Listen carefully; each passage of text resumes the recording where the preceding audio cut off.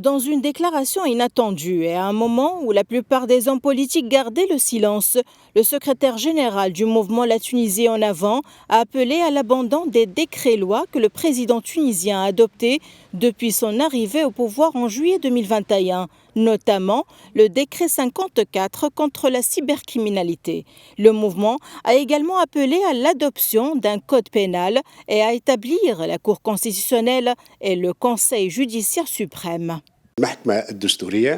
La Cour constitutionnelle, le Conseil supérieur de l'éducation et le Conseil supérieur de la magistrature sont des institutions capables d'assurer la stabilité politique du pays. C'est pourquoi nous appelons le président de la République à les mettre en œuvre, car la période de transition s'est terminée avec les élections présidentielles.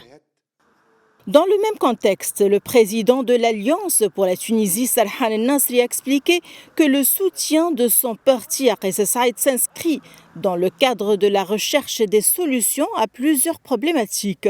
Pour lui, l'implication des partis dans les décisions politiques de l'État est indispensable pour assurer une certaine stabilité politique et sociale. Il existe des partis qui ont une vision politique claire et des programmes qui contribuent à la construction de l'État. Ces partis ne peuvent donc pas être exclus de la scène politique, quelle que soit leur affiliation. Ces partis jouent un rôle important dans la réforme de l'État en critiquant la politique générale du pays et le travail du gouvernement.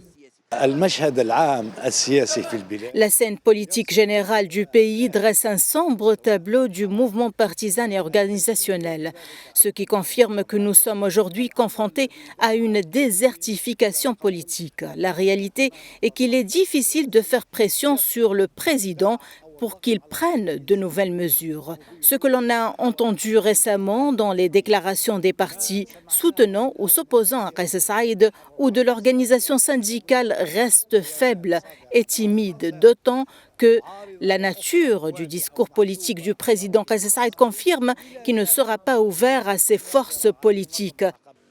En revanche, le président tunisien ne relâche pas sa poigne de fer sur la vie politique du pays. Accusé d'autoritarisme par une opposition muselée, Kais Saïed continue seul de mettre en œuvre son projet politique entamé en 2021 sous le slogan « Libérer la Tunisie ».